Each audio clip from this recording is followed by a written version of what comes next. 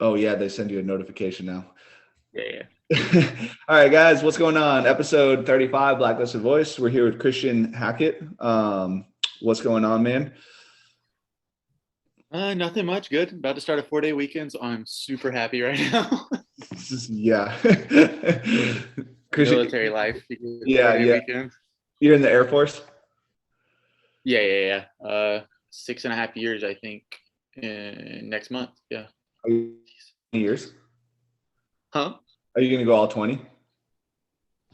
As of right now, I plan to. I'm kind of looking at that. Like, I re-enlisted in September or something. I think it was the end of September. Yeah. So that'll put me at 10 and put me through this assignment.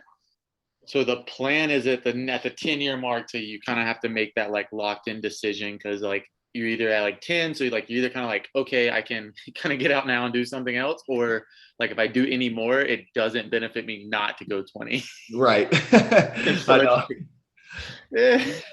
We had a bunch of guys that would do like three enlistments because they're 4 years for us. Yeah. And they would so they'd be at 12 years, but then they would get time and grade like kicked out basically. Oh And yeah, you higher tenure. yeah, you're just like, oh fuck, that really sucks. That's like the saddest thing. That's like been my, so when they redid our higher tenure stuff back in 20, I think it was 2018, we went Yeah. with like staff, like the E5 could only go to like 14 years. I was like, okay, that gives me like, just make staff the first time. It gives you like 7 years to make like E6, like, and then you Yeah. can retire. And then they made it 20. So like E5 can go all the way to 20 now and retire. And so like Oh. my joke with everybody is like, they'll be like, why did you say that? I'm like, dude, I'm E5. I can retire. Like, I don't care. Like, if I'm gonna lose a stripe, like I can stay this rank and retire. I'm good. I don't obviously want to retire as an E5 because they just like, oh, you didn't make it. Because that would be 14 years at the same rank. And I was like, oh, I don't really want to do that. But yeah. But you could. I can retire now. So like, what do I care? I tested for E6 this year, and I'm like, well, maybe I made it, maybe I didn't. I don't know. When do you guys find out? I think July, but I was in the process of PCSing, Yeah. obviously competing, going back to school, like all this stuff that I was just like, I don't really care. Like, Yeah. Yeah. make it, I make it. If I don't, like, I took the test, turned it in, and left. I was just like, all right, cool. Like, Fuck it. I don't care. And I was like exempt from any of my career field questions. So it's all like Air Force history. And I'm like, I have no clue like what happened this year in that date. Oh wow. Like obviously the Marines, you guys know that stuff, like, locked in, but I'm like, I don't research this stuff. I don't know. You guys learn that stuff in boot camp? Yeah, but I mean, that was 6 years ago. Right. I mean, I don't remember I don't remember any of it. Yeah. We have a book. I just didn't open it. It's like, I was like, whatever. I don't care. I got 14 years to make the next grade. It's okay. Yeah. Yeah. Is it proctored? Mm-hmm. Okay. Yeah, you have to like go. You have like, you get a date, like a slip. Yeah. You go in like one of those special, like turn your phones off and do all this stuff. Yeah. And they give you like 2 hours for the test, but it's like 100-question multiple choice, and you're like, okay, it took me like 30 minutes. Is there something wrong with me? Like, why is nobody getting up? Like, why am I done and nobody's done? So then you're like reading through, and then like everybody starts getting up and be like, okay, I can leave now. Like, I'm good. Like, I want to be the first dude to get up and be like, I'm done. And they're like, wow, he really knew everything. And be like, no, he didn't. He either knew everything or he knew nothing. He went C all the way down. I was just like, I don't care. Come on, 75%. I mean, yeah, if I got that, I might be close to actually making it, which will be interesting. That's awesome. Okay, so you're in the Air Force. You're obviously competing, like you mentioned. What? It's like where? Like, how did you find out about CrossFit? Did you find out about it through the military? Like, what does your training history look like? So, I actually didn't really train. So, I graduated high school like 10 years ago, and I was like, I want to say like 143 pounds. Like, I was a skinny little scrawny dude. Yeah. So like I started doing what every skinny scrawny dude that graduated high school does, and goes to his local gym and starts bodybuilding. Like, it's like, Yeah. whatever. And so when I got in the military, I think I had watched CrossFit like in 20, Okay. like Rich Froning's last year, so like 2014. The good And news. Yeah, it was like I remember watching like the double grace and I was like, man, that looks so cool. So like I Yeah. Googled it or whatever. I went to like my local rec center and I saw Fran and I did Fran. I think I saw Annie Thor's daughter do Fran and her time was like 156 or something. Yeah. And I was like, oh yeah, that's like only like 45 reps. Like I'll be fine. It's a lightweight. So I did Fran I can do at it. the rec center with like metal plates and like you didn't have like a rig, you had like the dip pull-up bar combo. Yeah, with like the Running back, rubber grips. yeah, I'm like running back and forth. And then like, I finished it and it was like some like godly time of like 15 minutes. Like it took me so long. Oh yeah. And then like I ran to the bathroom and threw up. Like I was like, and I was like, I'm never doing this again. Like forget this crap. Like this. I'll watch it. I'll enjoy the sport, but no. Yeah. Enlisted, and I think I was it was about a year in, still bodybuilding, but kind of knew that like with the PT test that like I wanted to do something that kept me fit and allowed me to kind of like not have to worry about the PT test. Okay. And so like CrossFit, like the on base, we kind of had a gym that was like had the rig, had all the platforms and stuff. So I went in there one Saturday. Actually, I went in there 2 Saturdays, and the old coach is a buddy of mine, Alan Foster. He's actually in Italy right now. He's a good guy. But like, I walked in there one day, and I saw so many people, and I was like, yeah, no. And I walked out. Like I was like, I'm not embarrassing myself after the whole brand fiasco. So then I went another Saturday. I want to say it was like a July 4th Saturday, and I did the workout, and it was like this horrible chipper of like running 400 after every movement, and I hate running. And so like I was like, this is horrible. Like I'm getting passed by like everybody. Like I like to think I'm fit. Like I hate this. And so I finished, and then I was like, I'm gonna go back next Saturday. It was like every Saturday after. But then I got a short notice deployment, and I deployed. Okay. And I went back to kind of bodybuilding because like I had a goal. I was like 175 at that point pounds. So I had like a goal, like I wanted to break that 200 mark. So when I deployed, right, there's nothing to do but work out, work, and eat. Like, and it's free food, so like eat. Yeah. And so I ended up hitting like 3 months in. I want to say I was like in the December or January months. I ended up being like 210, which was like way over what I wanted to get. And I was like, oh, this is great. And so then it was 2017 Open, and I was looking online. I was joking around with a friend. I was like, yeah, this is how the Open is. And like, I signed myself up. I was like, well, I guess I should start doing CrossFit again. So I was like, and night shift doing CrossFit in the middle of the night, like trying to remember how to do everything. It was one of those years where I did like, the workouts is like scaled RX, like half an hour. Yeah, in between the two. Yeah, or like if I like couldn't do like muscle ups, I did chest to bar. Like I just scaled it because like when you're deployed, right, the internet's not reliable. You know that. Like it's horrible. And so like I was like, I'm not even worried about submitting scores. Yep. Like that crap's just difficult.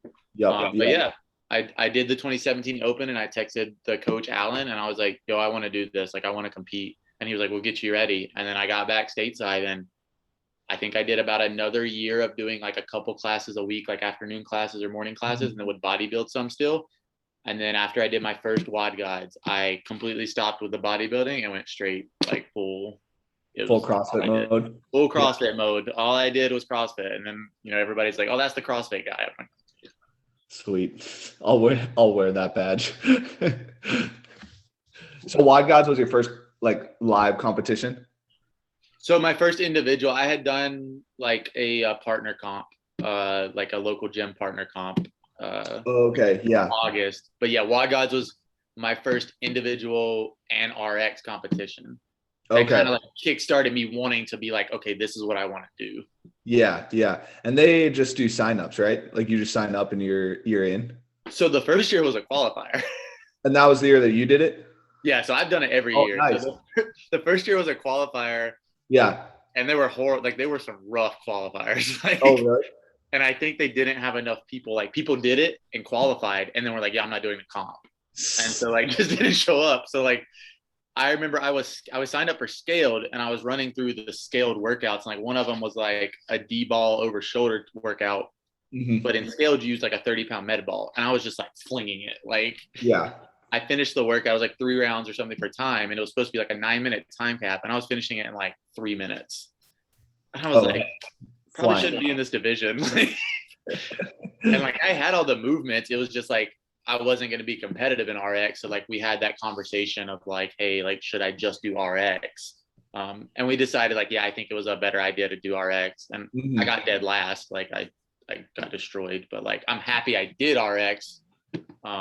Because it did kind of be like, I think doing the RX is what kind of was like, okay, like I can be competitive in some of these events and I can really like at least get to have fun and do like a little heavier weight and be a little more challenged. And then like if I'm doing scaled and I'm just like blowing everyone out of the water, cool. I get a check at the end, which is nice. And the first year WOD Gods checks were like phenomenal. Oh, they did scaled too?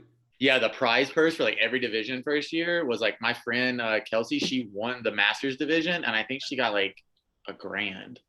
Oh, wow. Yeah, for like first place Masters 35-39, like $1,000. It was ridiculous. I was like, geez, it's gone. They give a little more like prize packs now and they do it like a little differently. I think that the first year though, they were just like, yeah, let's get people hooked. And then everybody's like, okay, yeah. It's tough because enough money to go around for the sport. So like these local competitions, like winning them, you're gonna get maybe $250, you know, and then all the gear that the sponsors give people, basically. Yeah, that's how FitFest was in January, the one that I won. They were like, here's your check for $200. And I was like, all right, cool. Yeah, like, you know, like I'm here. Like I like competing. Right. But it was like you also got like some like prize stuff. But the problem was like the prize stuff, one of them was like this $300 like fully in-depth like testosterone and like biomarker blood draw thing, but it was in Corpus Christi, and I'm like, I don't live in Corpus Christi. You're like, fuck. This does nothing for me. Like, thank you guys. Like, but I mean, like, you know, like, okay, so I think I ended up giving it to one of the other people that were down there. I was like, here, you guys. Oh yeah. I would always like if we got anything from competitions, like I'm very particular about my clothes, so like I don't have like pretty much whenever I got stuff from competitions, I just turn around and sell it to people. I was like, I don't want this. I'll sell it. I like it. I like this. Like my parents, I felt so bad for them because like getting involved in like CrossFit and stuff, like they try. Like it's obviously a sport that like parents haven't grown up with, right? Unless you have some age in it. And so like they're trying to understand. And so like one year for Christmas, they tried to get me like CrossFit gear. And it was like Reebok, but it was like the wrong Reebok. It was like UFC stuff or something. Well, it was like what you could get like at the local like Dick's, and like they didn't realize that it was different than like the CrossFit Reebok. Oh, okay. Yeah. And I was just like, thanks, but like we're returning all of this because this is not the stuff I wear. And they were like, oh man. And I was like, so now like they're gotten a little better of like, they're like, here's a Virus gift card, here's a Rogue gift card. Like, just go okay. Yeah. That's sweet. Yeah. So they haven't like gotten into it at all? Like you haven't tried to get them to do a class or anything like that? No. Yeah, they watch. Like, so they actually, because of like not being stationed at home, like, right, like I'm always like, I've been stationed at Louisiana, Texas, and now Alabama. They've never like seen me compete. They've watched like as much as they could like online, or if like we did Facebook Live. But they finally watched me compete. I think it was last September. Yeah, I did duality down in Texas and San Antonio, and they actually flew out to watch me re-enlist, and then got to watch me compete. And it was really cool because like I think that they didn't really understand the like amount of people that show up to even like a local comp. Yeah. They were like super amazed that like it's almost as many people as you'll get at like a baseball or basketball game. Like it's ridiculous. Yeah. It seems like Texas actually has a pretty good following for a lot of this stuff. And my perspective of things might be skewed a little bit just because like I haven't been to a big competition I guess a TFX, but yeah, there's a decent amount of people. It's just so weird because sometimes they like rent out these big stadiums and you're like not filling them up and you're just like, okay, there might be a lot of people here, but it feels really empty. Yeah, the TFX did that when they had the arena, arena. Like it felt like, okay, there's a lot of people, but like how many of them are actually like spectators and how many of them are just athletes? Right. And I felt like this year at TFX it was better. Yeah, and I think part of it too was like people this year were it was definitely a smaller venue, but people were like hungry for stuff like that after the like shutdown and stuff and everything. But one year in Texas for regionals, I think it was like 2017 or something like that. They rented out the Alamo Dome. Yeah, Like, I remember that. Massive facility. Yeah. And there were like maybe 3,000 people in the seats.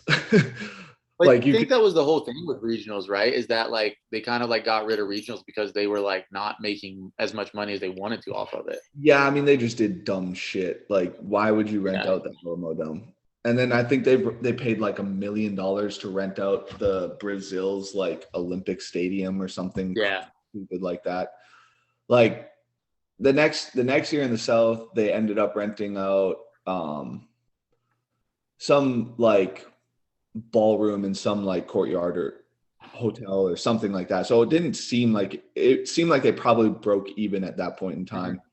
But it's just one of those things, like it's tough to tell. Like you could go back and you could like probably estimate all the expenses, but there's probably stuff behind the scenes that you're not even thinking about that like is running like a pretty big cost, you know?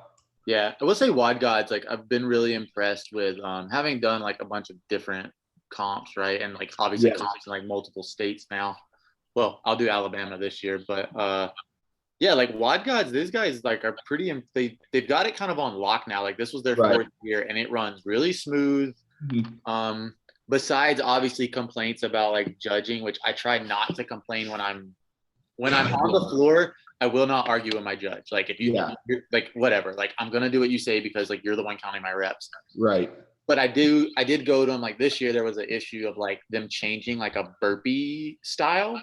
So like they were telling some people this and some people that, and like just changing burpee styles in the middle of the workout, but hadn't briefed it. And I was just like, okay, like you guys, and I went to like, cause like I know all the guys that run it, cause I've worked out with them and I've been to their gyms and stuff, like the guys, and I'm like, look, like you need to go talk to your head judge over there because like he's changing people's style of burpees in the middle of the workout, but that wasn't what you briefed this morning at the athlete briefing. Right.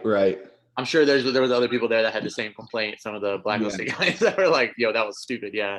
And so it was like, they came to me, I was actually on the rower because it was like, I think it was like 5, 10, 15, 20, whatever, like for like, is it 8? Oh yeah, cows and bar facing burpee, right? Yeah. And I was on the rower, like, in like the round of 15, and like they're showing me a video. I'm like, dude, like, I'm just rowing, like, just I can't look at this video right now. So they were trying to like show you what. He had done that to some people. For me, he was trying to show me like a YouTube video, but some people did say that he like actually the head judge actually like recorded them doing the burpees and was like, "This is where you're messing up." And like I'm like, we're in the middle of an event. Like like you need to like scream that at me as I'm doing the no, my heart is pounding, like it's burpees and rowing. Like I can't breathe. Yeah. It was bad. And the guy that was judging me he's a gym owner and manager out there, and he's a really cool dude. And he was like, he came up to me after, he was like, "Hey man, like I'm sorry, but like, can you hear me?"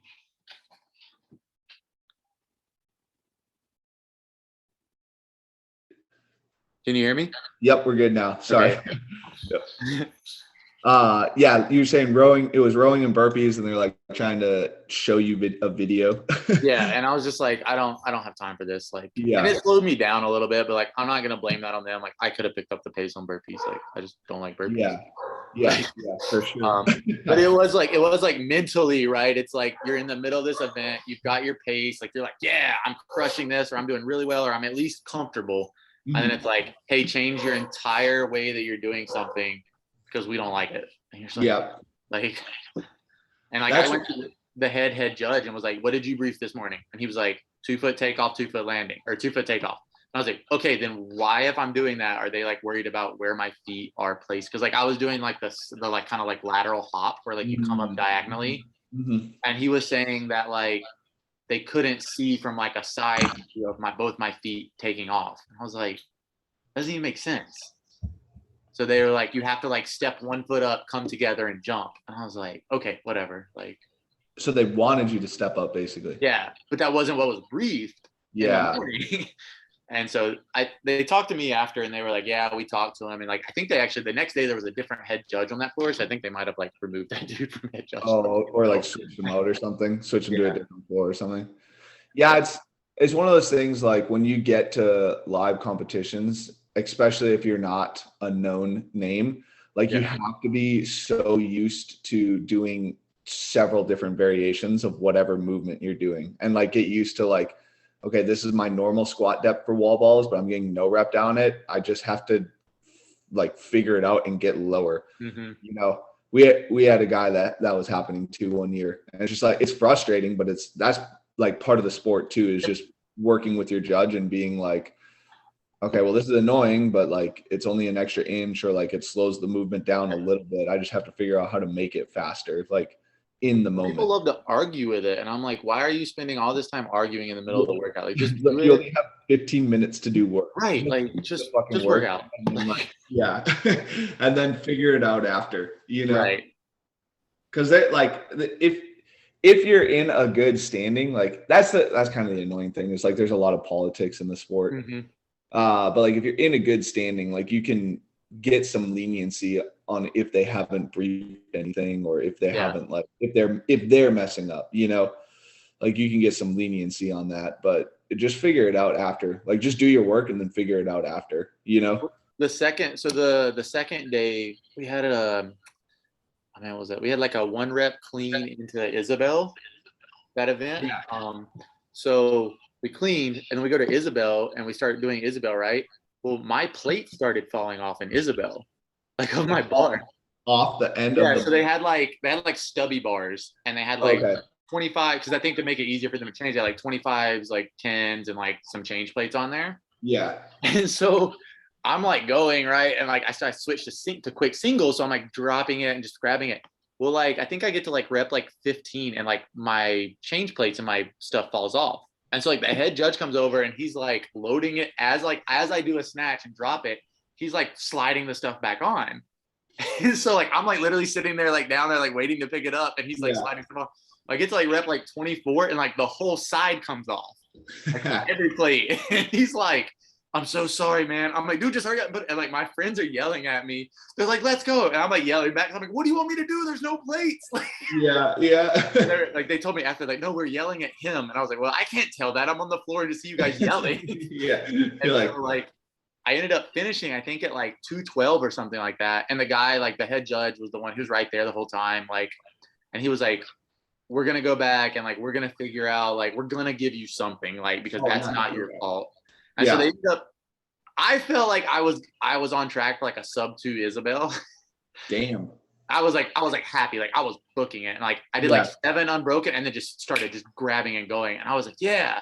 And so I finished at 212, and there was some guys that had finished like right before me, but I was like, man, I was on pace to beat them. Like that's gonna piss me off a little bit if like I don't get those points, especially the second day, and I was trying to make that top 10, and so they ended up like giving me like 12 seconds. So it put me at like 2 minutes. So I was like, oh, I'll take a 2-minute Isabel time. But I was like, I'm kind of mad now, because I'm like, bro, I was on track. I could like 1 more second is probably what I would have had. Yeah. And who knows, like if you're getting down to that time, you like see the clock. Yep. And I was right there. The clock was like right there. And I was like, let's go. Like, I PR'd my clean right before. So I was like so hyped. And I was like, let's go, like screaming, like just ready. My adrenaline was rushing. That happened. I was like, man.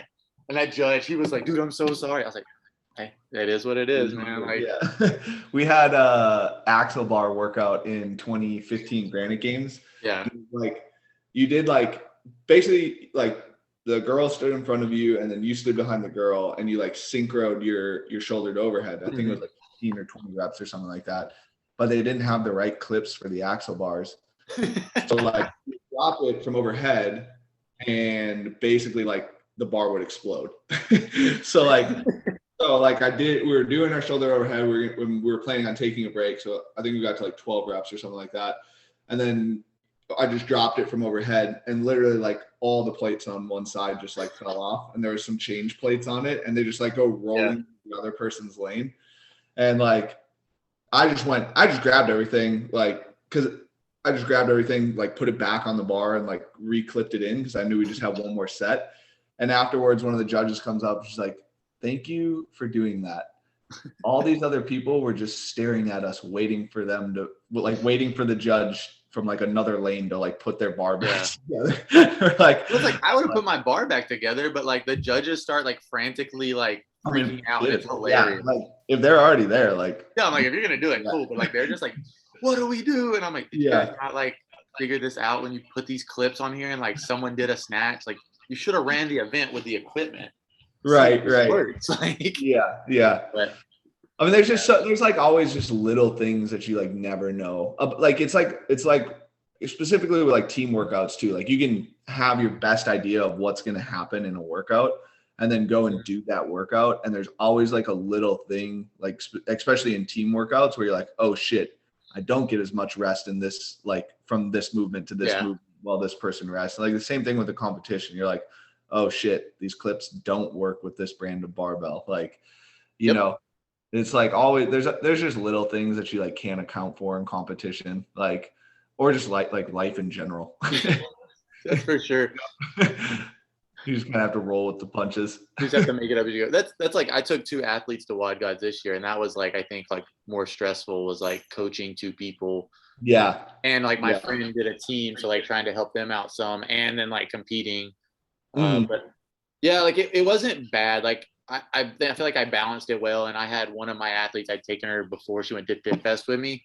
And so she like helped me, like if I was on the floor, she was like helping like prep the next athlete. And I was like, okay, at least she understands a little bit. But yeah, like, oh, nice. That was one thing that we did in practice. Like one thing I made them practice is I was like, okay, like here's cones. You're gonna roll that bar forward, or do this or do that, because like those are the little things that I was like, when you're in a comp, like they take up so much time if you haven't practiced it. Because like then you just want to start like playing around with the bar or whatever. And so like I did like the thruster bar muscle workout. Like I dropped the bar and I didn't bend down. I just kicked it with my foot because I was like, this isn't weightlifting. I can kick the bar here. And so I just like kicked it with my foot forward and like use my toes to hold it back. I was like, all right, we're good, and move on to the bar. Yeah. It's like that's only like something you.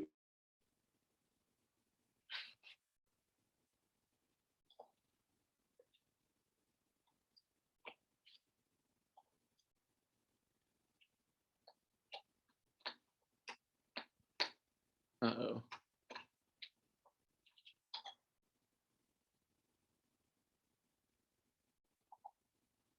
Oh, like most people's competition experience, not worry about transitioning the bar, but it eats up a lot of time at live competitions. Like people spend way too much time, like move the bar. Now I'm in rest. And it's like, no, you just rested while you moved the bar. That was one thing when we went to camp in, what was it, December? I think was Blacklisted camp at Man-Made. Yeah. Yep. That was when I had COVID. Yeah. That was one thing Logan talked about, that like he talked about after one of the workouts. He was like, do a set, like if you're transitioning, do a set of like toes to bar, I think was the movement. And he was like, then come down and like chalk, because then you're doubling up, like you're chalking and resting. And that's something that like after he said it, like I never thought about it, but I was like, oh, that makes so much sense. And so it's something that I've tried to like put into practice as much as possible. Is like, hey, like when you're moving, like in that situation, like you're rolling the bar forward, like you just rested, like you can get up here and at least bust out, like if it's 12 bar muscle, bust out a set of 4 or something, right? And then go back, chalk, or do whatever you need, shake out your arms, and then you're ready to go. I think that was something that, like I said, has stuck with me like throughout since December, pretty much in all my training and all my competing, is like, hey, like that makes sense. Like I always do better in comps too. Like I feel like I have fun, and so like I'm training. I love training. Like I love the process of like getting better. Yeah. But something about the competition like setting. Yeah. I like always PR or my time or whatever. Like I always do so much better because like I feel like I'm just kind of like pushing harder.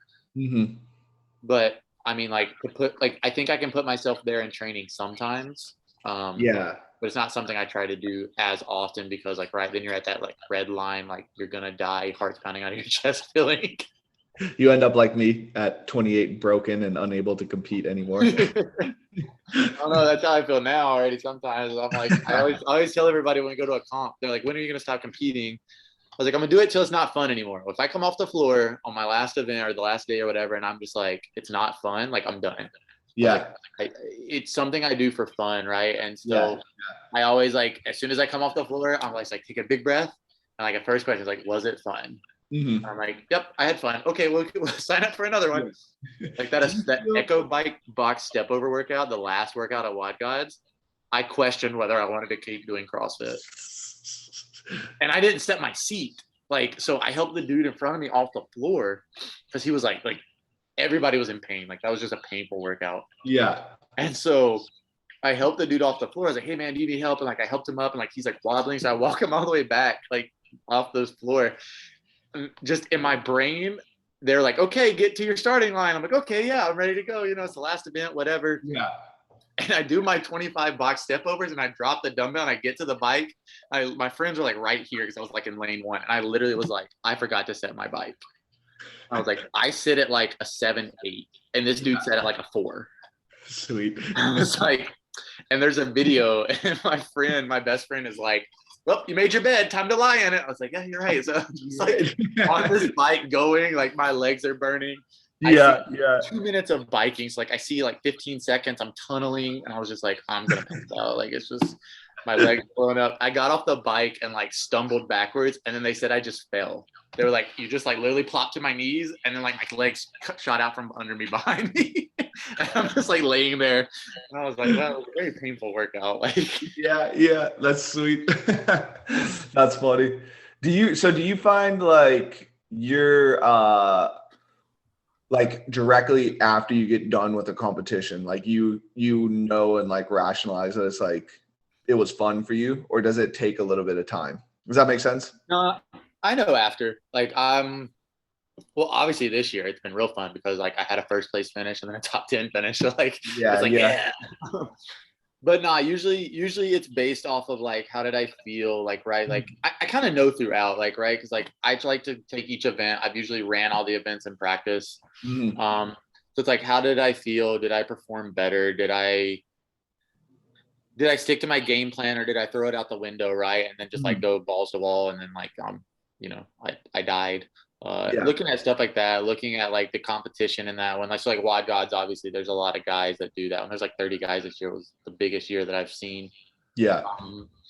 And even duality that I did in September, those guys, like some of them were in the elite division at Wad Gods, but they were in my like the RX division at duality. Okay. How did I pair against them? Did I beat them in advance? And just like that, like what was my performance? Because like I'm not as worried about, to me at least, like I know that I'm still young in the sport because I've only been doing it for like 4 years. And I mean, to me, like coming from that bodybuilding background, right, I could power clean 185 walking the first day I walked into the gym, like basically muscle clean it. Right.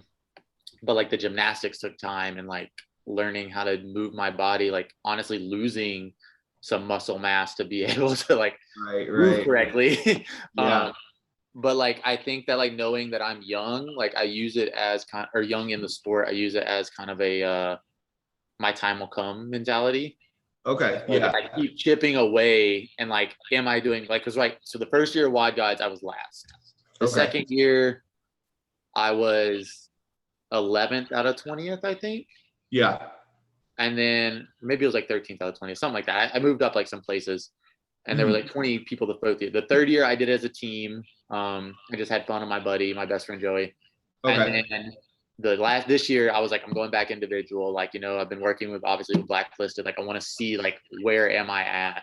And I was 9th out of 30th. And I was like, wow, like to go from like my first RX competition, I was last. And now it's the same competition. It's bigger now, and I'm moved into the top 10. Yeah, kind of bodes well for like, okay, what is next year going to look like, right? Am I going to be more, I'll be even more competitive, right? Like I plan to be better next year. So I think that's the having that mentality. I don't get caught up as much in of like, I'm not exactly where I want to be right now. I'm just like, hey, I'm better than I was yesterday. Yeah. Obviously I don't like the excuse of like, if I was a full-time athlete, like I would be great, like, no, like it's as much as you put into it. I mean, like I put as much as I can. Like, right. If you talk to anybody that like my parents get mad, like, cause they're like, where are you coming from? I'm like, the gym. Where are you going to? The gym. And they're like, do you do anything but go to the gym? I'm like, no, like I literally am like, I compete and I work, like, so I spend 3 hours a day in the gym. Like, yeah. And then when I coached in Texas, it was like, get up in the morning and go to the gym, and then go to work, and then go to the gym, and then coach. And it was just like, you spend all your time there? I'm like, yeah. Yeah. What I like it's what I do. Yeah, but right. I think that's the thing is like, I've been really big into the mental game, like more so in the last year of like, okay, like what am I willing to give up to make this work, right? Like, what am I willing? Like, obviously, I'm enlisted, right? I have a contract that says like you have to go to work from 7:30 to 4:30. Like, right. Why? There's a meme out there that I love. It's like, why do you go to work on time or whatever? It's like UCMJ mostly. And I'm like, that's exactly it. Like, I don't want to get court-martialed for not going to work on time. Like, I go to work, and especially in my career field, because I'm legal. So it's like, oh, I really got to go to work, because it's like, why does the legal guy not go to work? I would see that one. Yeah, I'll find it and send it to you. It's really funny. I'm like, this is like every single person in the military's like mentality is like, why do you go to work? It's because like I'm court-martialed, like. But yeah, I think that like having that, knowing that like I have to be at work that time, it's like, okay, and knowing like I need sleep, I need nutrition, I need recovery. Like, it's finding like, what am I willing to give up? I'm giving up, TV. I'm giving up going, having a drink with friends, like stuff like that, because like it's what I'm passionate about, and it's what I know that I want to do. Right. Yeah. Yep. Yeah. And when you feel like you have a purpose in it and understand like your why, it's a lot easier to give those things up, because it's just like, you're like, okay, this isn't going to help me get closer to what I want to accomplish in the sport. It's going to take me further away from whatever I want to accomplish. So this needs to go, and this habit needs to get put in place and start developing. Okay, done with work at 4:30. Driving straight to the gym, because I've already developed the habit of putting my gym bag in the car, and then I'm driving straight to the gym and like doing whatever training I have for the evening session at the gym at that point in time. That's especially been the case like in my new job here, is like, because my last job, I was like kind of had control over my work schedule. So it was a little, especially during COVID, like we're teleworking a lot of time, and I had a full garage gym. So it was like, oh, I can train at 9 a.m. I can do this. Like, it's like my whoop last year was like, dude, like you're crushing it. Like you're getting all the sleep. And I'm like, yeah. And then I'm like, it's like, then I go back to work. It's like, dude, you're not crushing it. Like you suck. I'm like, yeah, I know. Like, thanks. Especially, and then getting here, like the gym that I go to here, they're great people, have been really welcoming. And that's one of the things like I was kind of worried about, is like, obviously moving every 3 years, it's like I gotta find a new gym, I gotta find a new massage therapist, I gotta find a new chiropractor, I gotta find all these new people. A new barber, like that's like the things, like new vet for the dog, like it's just like, but that I walked in and they were just really welcoming, and like I'm honest with people when I walk in. I'm like, hey, like I know that you guys have class, but like I'm not gonna do your class. Like I pay someone to do my stuff for me, right.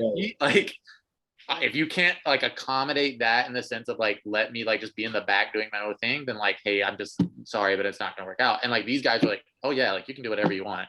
They're like, just if you're, and like I'll be in class, there'll be like 20 people, they're like, hey, where do you need? I'm like, no, like I'll work around you guys. And they're like, no, you need a handstand walk, we'll push everybody over. And I'm like, I don't want to be like the one that everybody's like, this guy. Like, like this guy just takes the whole floor and does whatever he wants, and like out of the way. And so like, but yeah, they've been really accommodating. It's been really. What's the name of the gym? It's called Nikao, like Nikao Fitness. Okay, cool. They're really cool. Where is it in Alabama? Millbrook. Millbrook? Yeah, it's like this little like nothing town. So, like, is that southern Alabama? I think so. It's about like 10-15 minutes from Montgomery. Oh, okay. Yeah. Okay. It's down 65. Okay. Or sorry, north 65. Yeah. Heading toward Birmingham. Yeah. But yeah, like they're chill. They've been helping. Like the owner is like my first Friday there. He was like, "What are you doing?"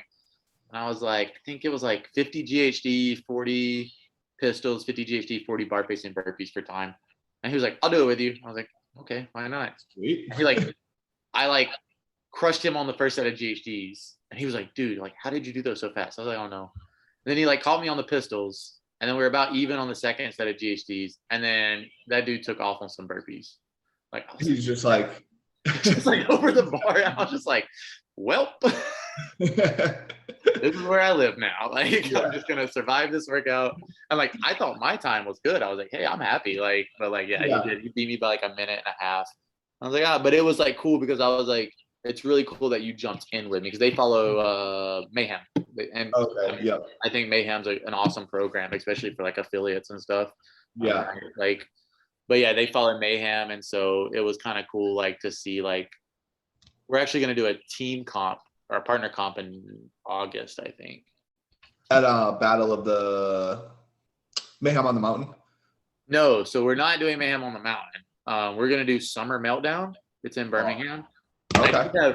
I do have a team of 4 girls. Like, so one of my best friend, her friend, or both our friend, so Kelsey, Leslie Ann, and then one of my athletes from Texas is flying all the way here to do this comp.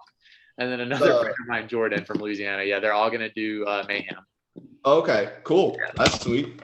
Yeah, so it was kind of like I tried to see if some of the guys at the gym wanted to do it, but there wasn't as much like of a as a desire. So I was like, I'll just go hang out, coach some, because then I signed up for beach brawl because I've always wanted to do beach brawl. Okay. Yep. That makes sense. Down there for RX and beach brawl. Are you doing individual for that one?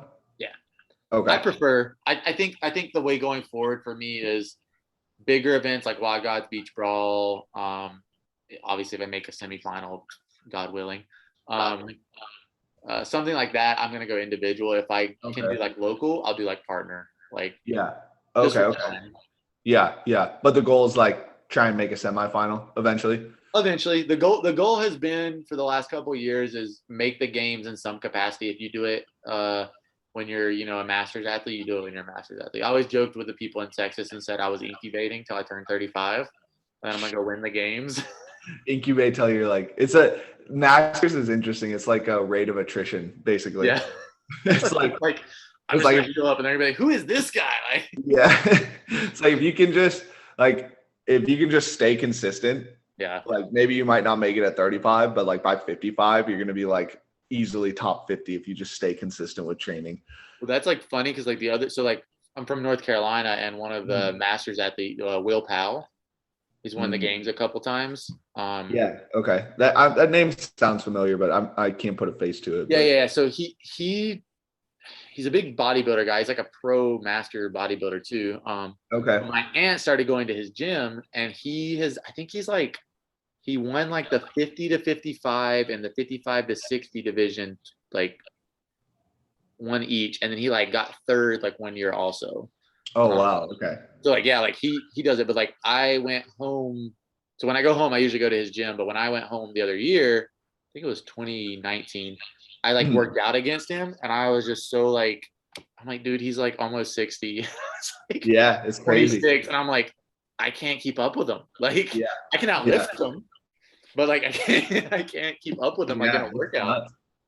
There was one of the first years I was doing CrossFit. I went to CrossFit Huntsville, and the workout was Cindy or something like that. And they wanted you to partner up, and then like you counted for person one, then they switched and they counted for you. And I got partnered with like a 65-year-old dude that did it completely RX and got like 14 rounds or something like that. It was wild. I was like, wow, this is really impressive. Well, and then on the flip side of that, right? Like we talk about like I can't remember who I was talking to about it, but like the young kids, like the teenagers, like even like the 20-year-olds, like I'm like, you guys are like so strong and so fast. And I'm like, just stop. Like they're getting better and better. And it's just like amazing to see. Like the sport is changing. Like that's been the crazy thing I think the last couple of years is like Haley Adams, right? Like so like Haley Adams is from North Carolina too. And I used to visit the gym that she used to train out of when she was a teen, College Hill. Okay. And so like it was crazy to see, I think that like looking this year especially, like because like so my dad always said, like my brother played basketball growing up. My dad was always like be a student of the sport type thing. So like I watch all the semis, I watch the Mayhem videos, I watch the news shows because like I want to know what's going on in the sport, like because like it affects me if I ever do make that elite level. And one thing I noticed this year that I thought was really crazy was like it used to be the teenagers basically had to take like 3 years off before they can make like an individual games because like that strength just destroyed them. And then Haley Adams comes and shows that like even if she's not strong, like she can still keep up, and then now has gotten better, strength wise. But watching like what is it, Mal O'Brien and Emma Carey or Quaid or whatever it is. Yeah. I was like, what the hell? Like you guys Yeah, like their strength numbers are crazy. I mean, it's like better training protocols, right? Like everybody, like people understand how to make yeah. people stronger now. It's not just like you show up to a CrossFit gym, maybe you do a lift and then you go and freaking just balls to the wall metcons all the time. Now it's like, oh, we've identified that you have a strength weakness. Like we understand how to train that specifically. So like, let's put you through strength protocols. So like part of it's that.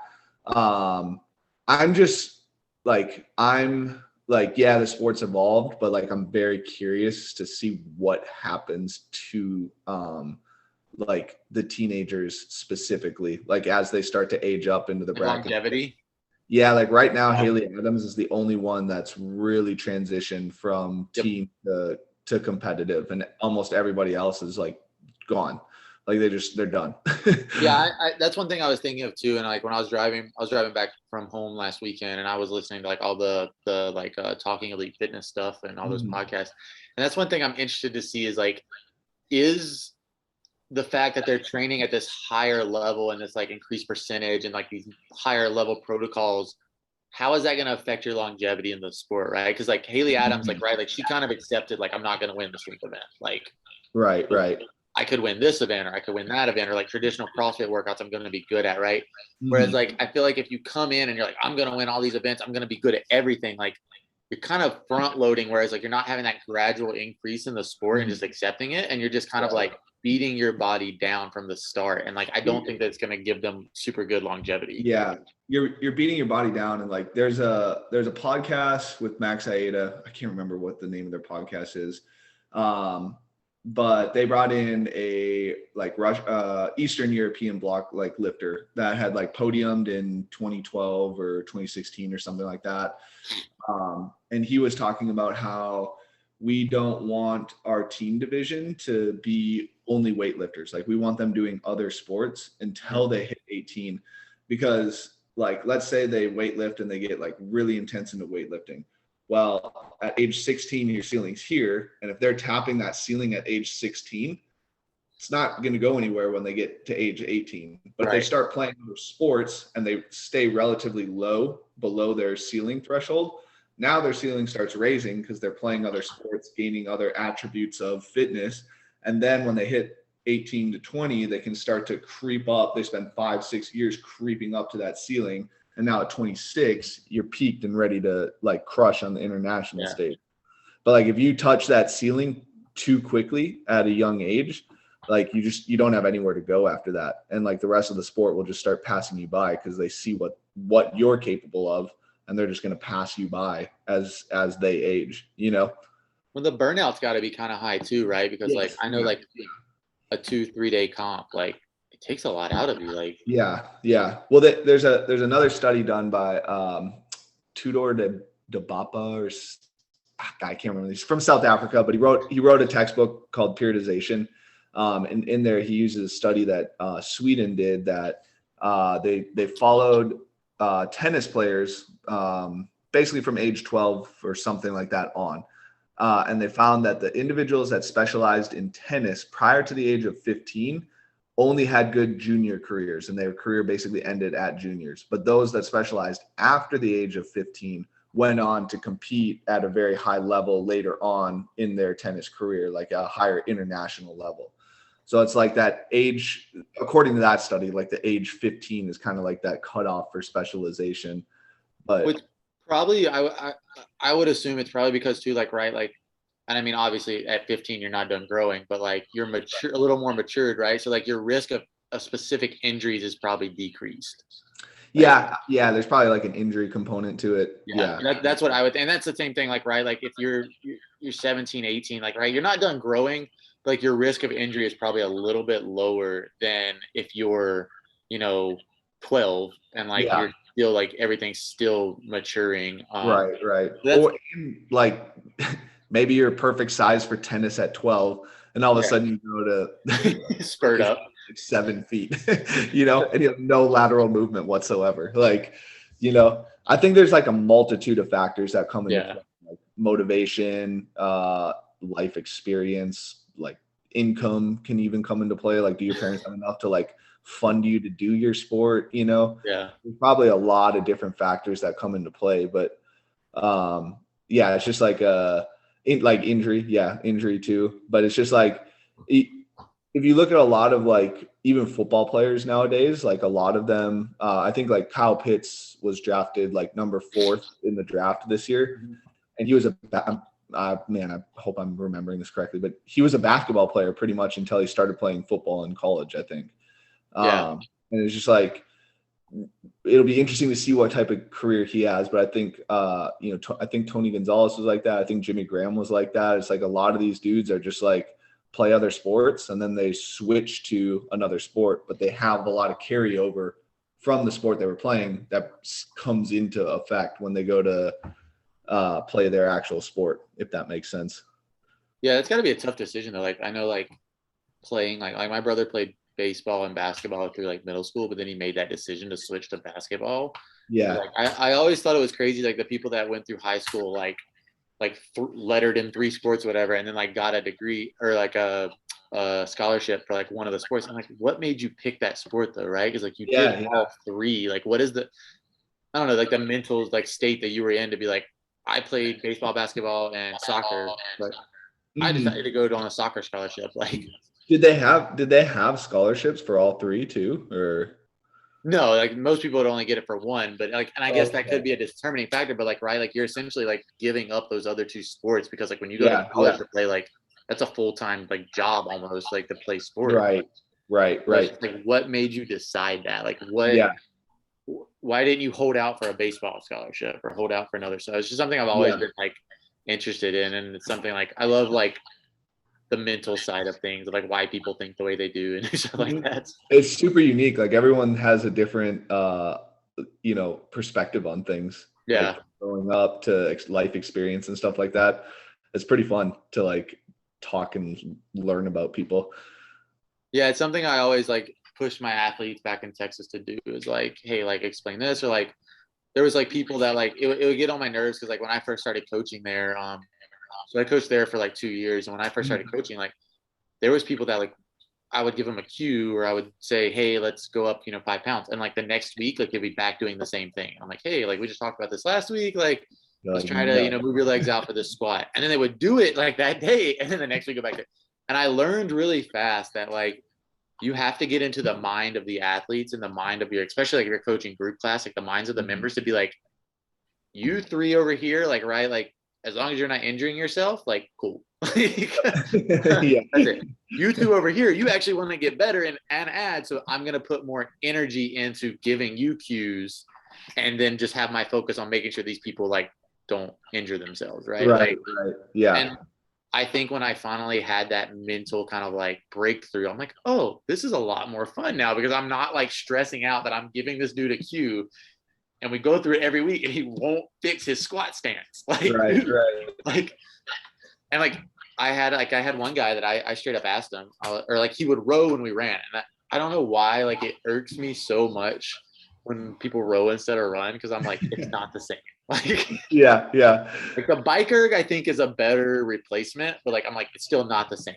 Like the bike probably is a better thing, but it would really make me mad because they would do like a warm-up run at 200 and they would run it. But if the workout had 400, they would row. I'm like, you just ran. Like, what is going on? And so like, I had one guy, he straight up told me, and I will respect him forever for this. He was just like, I'm not going to run, like, period. And I was like, why not? Like, are you injured? He's like, no, I just don't want to run. Like, that's fine. Well, I respect that you at least told me that. And he was just like, he looked me dead in the eye. He was like, there's nothing you're going to say. There's nothing you're going to do. Make me run. You're like, well, this blank check right here says. And I was just like, okay, so you're not running. So every day I would be like, hey, the run's 400. You're doing 500 meters. Like I would remind him, like, make sure you're doing this extra amount on the rower. Like, yeah. Because they love to do that. Love to be like, oh, it's 400, so I'm rowing 400. I'm like, nope, you're rowing 500. 500. I wonder if guess what, you're rowing 1,000. Like, have fun. Because like we had something that was like 5 like like 600s or something. Yeah. Like, you guys realize you're doing 5,000 meter rows. Like, yeah. sure you don't want to run. Right. I wonder if you like gave them more like, all right, well, if you trade out this 400-meter run, you're going to do a 2K row each round, like just something absurd like that.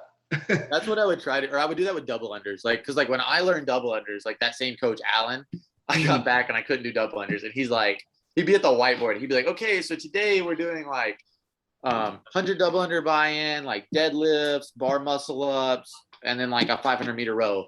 He's like, all right, so you're gonna do 100 double unders. If you can't do double unders, you're gonna do singles. That's 150, 200 singles.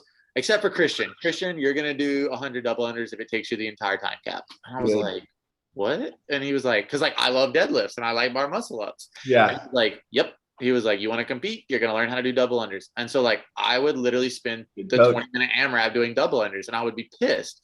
So every day I would come into before and I would do 100 double unders a day, whether it was before or after class. And when I started coaching, it's something that always stuck with me. And people would be like, how do I get better at double unders? And I was like, you have to do double unders. Like, you just have to come in and just do double unders. Like, even if it's like 3 singles and a dub, you just have to do them. And they'd be like, well, can I do them in the workout? I'm like, no, like the workout is for intensity. Like, you can't do them in the workout. Like, you can come before and after class and do them. Can you hear me?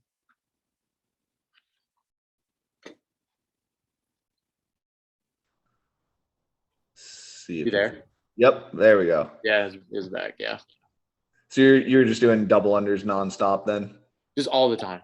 Like, yeah. But then like I could do double unders. Like, I could do them in workouts. I'm like, oh, it works. Yeah. Your body will like organize into the movement pattern eventually. That was like one thing that I would always try and tell people, like, in like if they're trying to get better. This is like a very basic coaching like philosophy, but they're like, oh, I suck at running. I was like, well, you're gonna have to run more if you want to get better at running.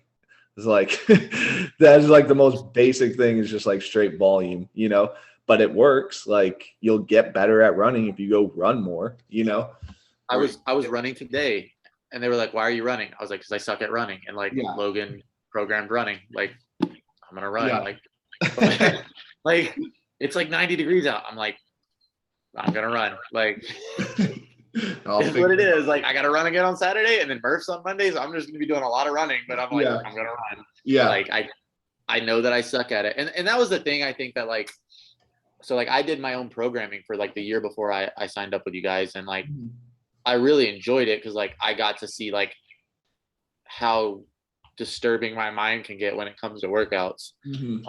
But like it was funny because like I would do the workout and I had like some people working out with me, and I would do like our entire, like all 4 of us, we would do the same stuff, and I would just be like in the middle of the workout, I'd be like, this sucks.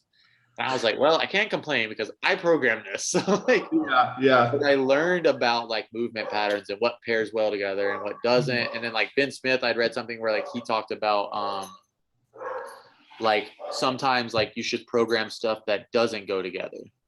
Because like then if it's thrown at you in a comp, you know what it feels like. So I always like kept that in mind.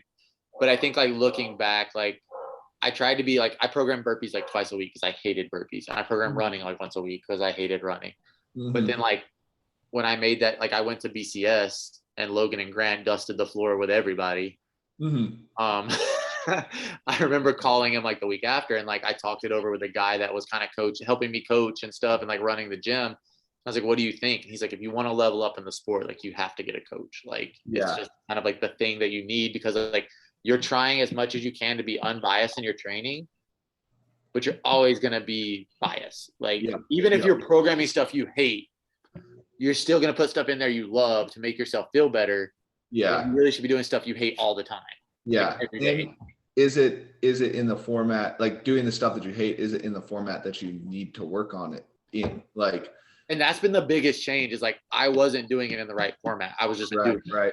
You're like, oh, I suck at heavy squat cleans, so I'll just do 3 on the minute, or like I'll do at the end, it like 3 around or something like that. It's like, well, you suck at heavy squat cleans in density, so here's 15, and you're gonna rest 3 minutes and do that 3 times. And you're like, Or like when I first started, Logan would have me do like, you're gonna row like, I think it was like a 60-second row at like this, like 1,500 cal per hour, something like that.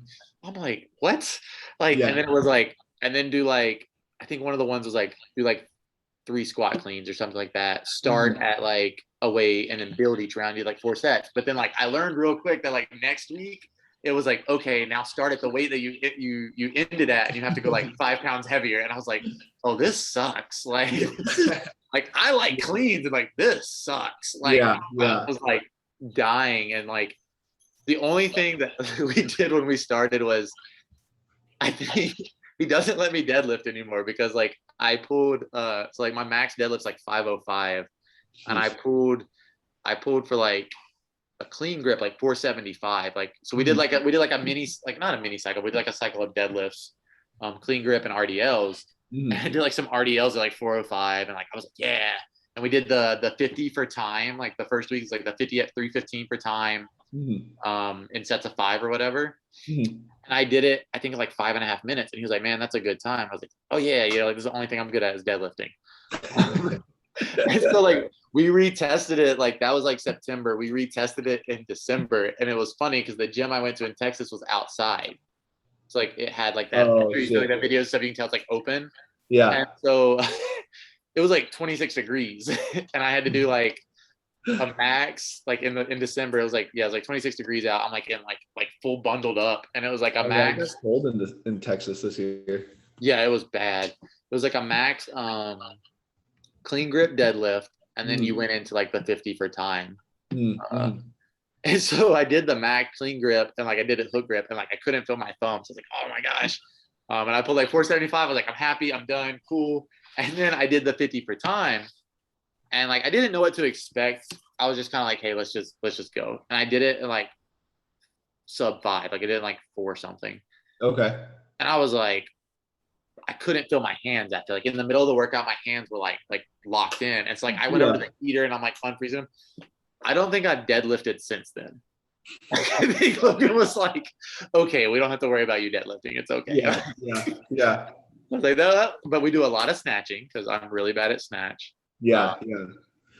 It's like when you have your coach, like they'll definitely, pinpoint the areas that you need to work on in the sport. And then they'll also like write progressions for you. Like that's the other thing that you probably don't do often if you're programming for yourself, is legitimately write progressions where like 60-second row, 4 squat cleans.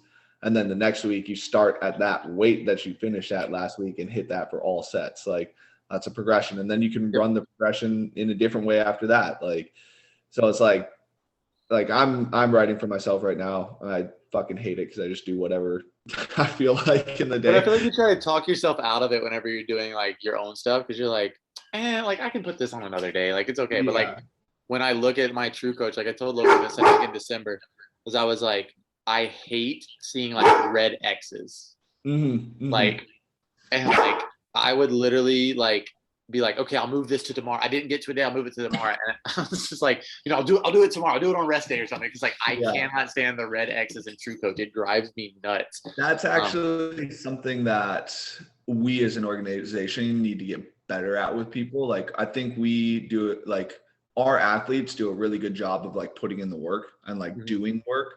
But there's like points in time where it's just like, yo, this program is written out, but it's not perfect. Like nothing on paper is perfect. Like you kind of have to understand what your body is giving you and what your body is feeling. And sometimes like that means taking time off, or like if you didn't get to it that day, just like don't worry about it. Like, well, that's what Logan told me. Is like he was noticing that I was putting it in the app. Like I'll do this tomorrow. Like I'll do this before I do this. Like, yo, like it's fine. Like you're okay. I was just like, I can't stand the red X. Like it drives me nuts. Like, it has to be all the way green. And so like I've gotten a lot better of like knowing my like especially like having like the days in advance, right? Like knowing what you have coming up, being like, okay, well, like I've only got 5 more minutes. Do I want to like push through and just like do X whenever I'm going to be doing the same movements tomorrow, and I can just like take the rest now and like put in the effort tomorrow. Right. Like we've been doing a lot of handstand push-ups because that's something that like in the quarterfinals kind of hurt me, and like I'm not really good. I don't have good overhead mobility, so like we do a lot of handstand push-ups, and like it's paid off. Like I did a workout yesterday, and I was like so happy with how like I did and with handstand push-ups. But like that's one thing that like last week I was traveling home to get my dog from my parents, and like I didn't have as much time, or I missed something, and it's like, okay, do I really need to like focus on X on these handstand push-ups when I'm gonna do them like another like workout with them on Friday, and I can just wait? Like, like how important is that like extra 20 reps? Right. To like my overall progression versus like how it's gonna make me feel. Right. Like, is it going to put you in a hole because now you're driving and can't recover from those? Right. It's like, and so it's like that mental state has been like, I think that's been the biggest change, is like taking that away from me and letting Logan do it, right? Like letting you guys like program everything, and like I don't have to worry about it. Like I can just, I feel more like an athlete, like because I'm just focusing on training. And it's crazy because like there's stuff I don't want to do, right? Like I there's stuff that I'm like, I really don't want to do this workout. I really don't like this. Like this is gonna suck. Like I hate this, but I'm gonna do it because like I pay for it, and you know I asked for it, so why not? Right. You know, but then you have like this. I think that the thing is like you have like the small victories in that too. Like, you know, I hadn't PR'd my clean since last March, like before Wad Gods. I did like a test week, and I cleaned 320, and like I think the heaviest we'd hit since then was like 315, but we did so much positioning work on that because of that. Like we would do like, hey, build to a max, and it was like, okay, cool, like I hit 315, but like 320 or 325 wasn't happening. Like it just, I couldn't get under it, or like I was too tired, whatever. But then like Wad Gods, I was warming up in the back, and I had my friend watch me because I was like, hey, like I can feel it, but like I want someone to see it and tell me like, hey, you're covering the bar too much, whatever, right? And I hit like 295 in the back, and I was like, okay, cool. So I opened at like 275, and then it hit like 300 or 305, and then went like 320. And when I hit 320 on the floor, I was like, it's the day. Like today is the day. Like all this, like, it's kind of like all the work, all those pause cleans and the whole pause knees, like it all has paid off. And like you're gonna PR your clean today. Do you want 325 or do you want 330? Like what's going on? And I actually like, it was one of those funny moments that like I was like, I usually don't listen in the comp, like I just shut off, but I actually listened to the announcer, and he was like going down the line, and he was like, oh, this guy hit 325, like that's good for a third place finish. I was like, so we're going 330, got it. Like we're gonna hit 330 because we're taking that away from him. And like I was like, and the one, they were like, this guy hit like 355. I was like, well, we're not getting close to that. So but yeah, like it was really cool. And then I was just like, I was like, I get goosebumps thinking about it. I was so hyped. Like I was it's like, such a cool experience. Like there's no other, like, lifting in front of a big crowd like at the Olympics is cool, but like there's not like the pressure of having a clock on you and a crowd screaming and like music blasting. That environment is just really like to lift in, you know? Yeah.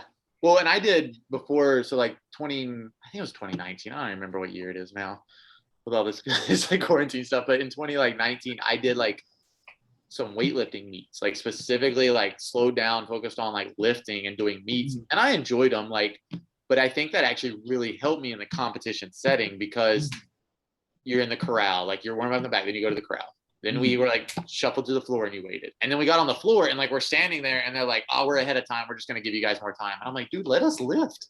Damn, like it's been like 20 minutes. But I think it helped me because like the whole time I'm like, these guys are like hopping around and jumping. I literally actually like one of the event staff, I kicked them out of their chair. Like I was like, hey, I need that chair. They're like, okay. And so like I sat in the chair and I'm just sitting there. And I'm like, just relaxing. My legs are out, you know, like I'm doing stuff that I learned from doing those weightlifting meets where like, I don't need to be so dynamic and these guys are jumping around.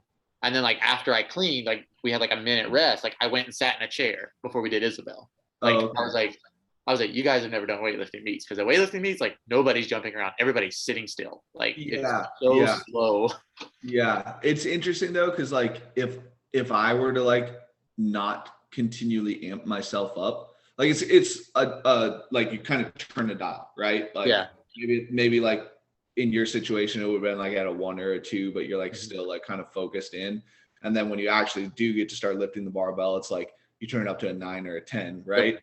But like if I wasn't doing that and just focused on like calming myself down, I would not lift well, if that makes sense. Yeah. So, like it's interesting to hear the different dynamics of each individual athlete, and like you can kind of see it too. So it's like cool, like from a coaching aspect, like it's cool to see the different dynamics and like understand and learn the different dynamics of an individual and like get them to do that on game day. But yeah, it's like I always had to be like kind of like a little bit amped before I went out to a barbell. Yeah. Well, I think that was like the thing. It's like it was just really cool to like take that because like when I did weightlifting, like the meets and stuff, I ended up like having like a coach count cards or a friend of mine count cards, and then I had him like his coach was like, because I didn't have like a club or anything. I just paid my USAW like membership so I could lift. Yeah, $20. Here you go. Yeah. And then now it's like, hey, you're a coach. Now you get to pay $25. Oh, great. I got my certification, and it's like, oh, let's take more money. Yeah, right. But like, I feel like one of these should be free since I paid you for this certification. But right, like give comp one or something. She actually told me in one of my my sessions, she was like, go sit in the recovery room. I was like, but my session's up. And she was like, you're like gonna lift heavier than all these other guys. They're gonna go through their 3 lifts before you even get the lift. And she had been a CrossFitter like back in like the early like back closer when regionals, like when it all began. Like I think she had been on some regional teams in like 2012, like with Team Soul. And so like she was telling him, because like she was coaching him on how to coach, and she was like, the dude's a CrossFitter. Like he doesn't need 30 minutes to warm up. She was like, he needs a 20-minute EMOM and he's gonna be ready to go on that platform and hit 90%. And so she like made me sit for like 20 minutes. And I listened to you and Matt were talking about this. I think it was last week or the week before on the podcast. Like she made me like sit, and then she was like, okay, you're going to do an EMOM and we're just going to slowly increase. And like, sure enough, like I was sweating. Like I was like, man, weightlifting, I'm not supposed to sweat. Like I'm supposed to just be chill. But I was like sweating, and she was like, you ready? And you walk out there and hit like 90-something%. And you're like, oh, okay. Like it works. Yeah. So it's kind of cool, like having that in practice. And it's something that like I thought about like too, like whenever I'm coaching and whenever I'm taking athletes, I'm like, okay, well, like we don't need like, I think when you're weightlifting as a CrossFitter, it's like, okay, like that's a better like carryover into weightlifting. It's like, hey, let me do a quick EMOM, like of these like ascending weights, and I'm ready to go, because that's what my body's used to. But I think the opposite is like obviously from my experience at WAGOT is as a CrossFitter going, or as a doing a weightlifting experience going to CrossFit competition, it helped me to be like a little more calm, because like I wasn't wasting energy just jumping around or whatever. I was just chilling. Yeah. There's a lot better, I think, to see both sides of that. Yeah, for sure. And like just like do it again, like doing more sports gives you more experience for everything. Yeah. You know? So like just like experiment. Well, that was the design. Is like I was just like, let me see what this is about. Right. Yeah. So what's next for you here? Summer meltdown with the owner of Nikeo. That'll be Birmingham, I think like August 7th. Okay. And then beach brawl in September. I'll be going. I leave Monday to go to Mississippi for a month for some Air Force training. So I'll be at Keesler on the beach. So I'll get used to running on the beach for beach brawl and everything. Fuck, the Air Force has such nice bases. Well, and it's cool. I don't get to stay on base. Like they didn't have any on base lodging, so I get to stay off base. I'm so excited. I was like, thank you. Wait, so sorry, I missed that. What did they put you up in? For what?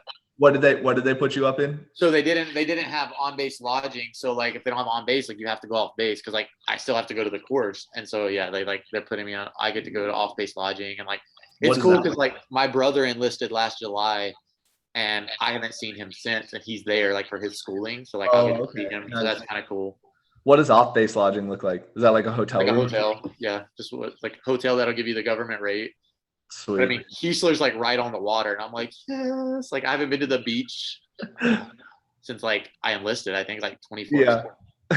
I'm like so excited. I'm gonna be so tan. Like it's gonna be great. Like man, I already contacted like a gym out there and told them like the same thing. Like, hey, I'm this, and they were like, oh, we got 24/7 access. Pay this. I was like, good, done. Like, oh, sweet, that's legit. Yeah, so I'm excited. It'll be cool to train out there, train the scenery, but then come back and dive into that partner, but also getting ready for beach brawl and for sure. Yeah, sweet. Yeah, you have to come up to Venture some weekend too. Yeah, that's planning the other weekend. I had to go get my dog, because because he wasn't getting along. But yeah, that's the plan, is come up to Venture and hang out. It'll probably be July. I'll probably come up there in Yeah, July. for sure. Hopefully, hopefully we'll have a team going to the games at that point in time. Hopefully. Yeah. Hopefully 2 teams. Yeah, hopefully too. Yeah, we'll have to see. We'll see what happens, but Yeah. should be good. Well, cool, man. Thanks for coming on. Hey, man, thanks for having me. How do people get a hold of you? On Instagram, I'm C Hackett 92. So CHACKETT 92. Super original, right? Yeah, and I think I have it as like a blocked one because I had some people like steal my pictures or something, so I blocked it. So you just send me a request and I accept almost all of them. But yeah. Yeah.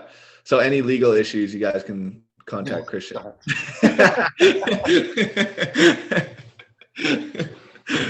Sweet. Well, thanks for coming on, man. If you guys are watching this on YouTube, if you guys don't mind hitting the like button and the subscribe button, and if you guys found us on YouTube, if you guys don't mind giving us a follow on Instagram, blacklisted.hq, as follow Chris as well. If you guys found us on a podcast streaming platform, same thing. If you guys want to head over to our YouTube channel, subscribe and follow us on Instagram. That would be great. So thanks for listening, guys. Thanks for coming on, Christian. Yep. And we will catch you guys next time. See ya.